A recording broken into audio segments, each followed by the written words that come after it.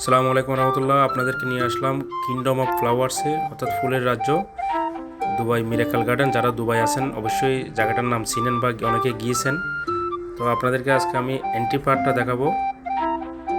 এই যে দেখতে পাচ্ছেন, এটা কিন্তু আপনার প্রবেশ পথ। এখান দিয়ে কিন্তু আপনাকে এন্ট্রি করতে হয়। তো আমি এন্ট্রি করব এখন, আপনাদেরকে দেখাবো একটু।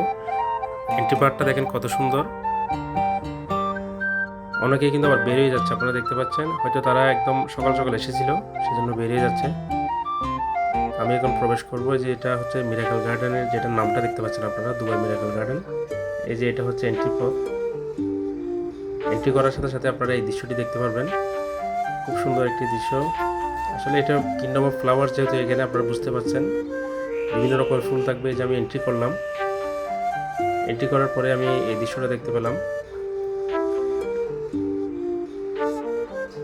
শুধু ফুল আর ফুল। এই যে আপনারা আমার একটা ছবিতে দেখেছেন, এই গোড়া দুইটা।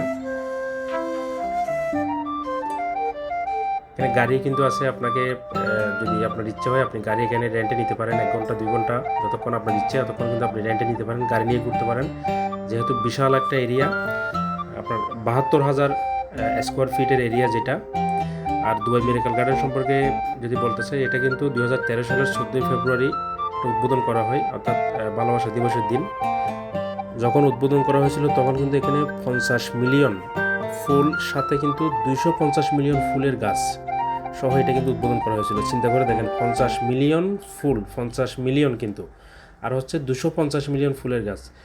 আমাকে একটু দেখতে পাচ্ছেন, যেহেতু আমি এসেছি ব্যাকগ্রাউন্ডে কথা বলতেছি, সেজন্য আপনাদেরকে একটু আমার সাথে একটু পরিচয় করে দিলাম। সবাই হয়তো চিনেন আমাকে, যারা যারা ভিডিওটি দেখতেছেন এই মুহূর্তে।